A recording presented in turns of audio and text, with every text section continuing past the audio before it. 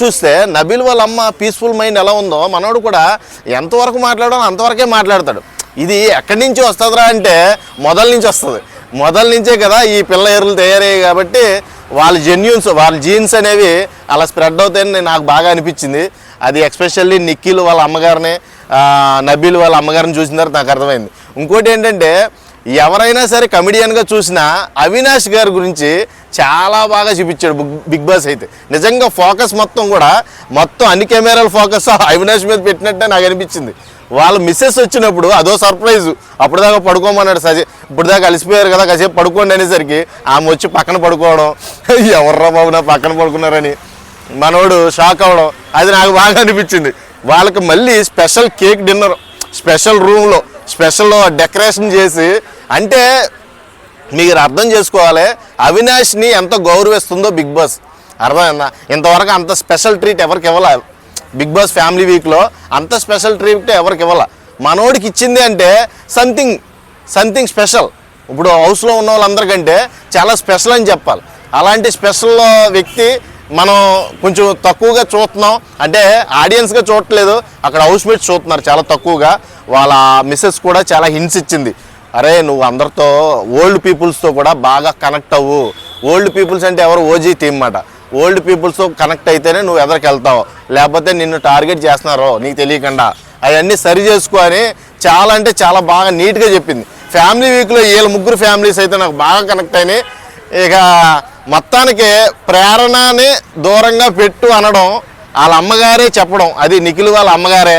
గౌతమ్ జోలికి వెళ్ళొద్దు అనడం, అంటే గౌతమ్ చాలా స్ట్రాంగ్ ఉన్నాడు బయట, వాడి జోలికి వెళ్ళొద్దు అని చెప్పడం. యష్మితో దూరంగా ఉండు అనడం, యష్మి వల్ల నువ్వు ఎలిమినేషన్ జోన్లో పోతావు దూరంగా ఉండని చాలా నీట్గా హింట్స్ ఇచ్చింది చూడు, అదైతే నాకు బాగా అనిపించింది. ఓవరాల్గా బిగ్ బాస్ 8లో ఫ్యామిలీ వీక్ అది ఇది చాలా హింట్స్ వీక్ లాగా ఉంది నాకైతే. అంటే వాళ్ళ ఆటనే సరి చేయడానికి వచ్చినట్టు ఉంది ఈ ఫ్యామిలీ వీక్.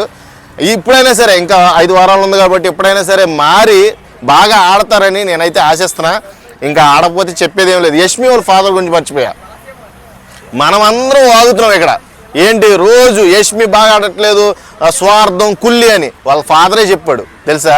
నీ గురించి బాగా అమ్మాడే సారీ ఏదో అంటాడు కదా, మగలే నిన్ను ఆల్రెడీ బయట చాలా నెగిటివ్గా చూస్తున్నారు, నువ్వు అది మార్చుకోవాలి మగలే అన్నాడు. మగలే తరపు నుంచి హౌస్ మేట్స్ అందరికీ సారీ చెప్పడం, మా అమ్మాయి వల్ల ఏమైనా తప్పు జరిగితే నన్ను క్షమించండి అని.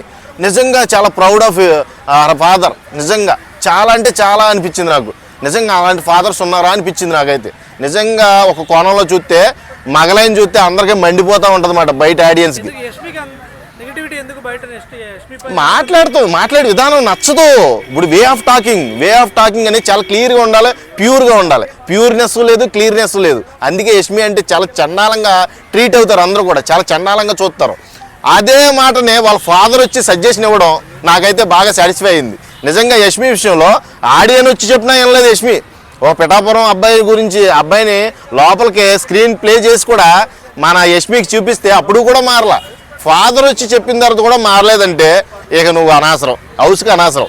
మీ ఫాదరే చెప్పాడు మగలే నీ గురించి బయట చాలా బ్యాడ్ నడుస్తుంది, నువ్వు కొంతమందితో ఉండటం, గ్రూప్ గేమ్ ఆడటం ఇవన్నీ కూడా కొంతమందికి నచ్చట్లేదు, నెగిటివిటీ ఉంది, పాజిటివిటీ ఉంది, కాబట్టి నువ్వు మార్చుకోవాలని చెప్పి హింట్ ఇచ్చి మళ్ళీ నా కూతురు వల్ల మీరు అందరూ ఎవరైనా బాధపడి ఉంటే క్షమించండి అంటే దాంట్లో మెచ్యూర్గా మన అవినాష్ అంటాడు, సార్ ఇదంతా గేమ్ వరకే సార్, ఆ ఒక్క సోమవారమే కొట్టుకుంటాం, తర్వాత అంతా కలిసిపోతాం, అదంతా మామూలే అన్నాం.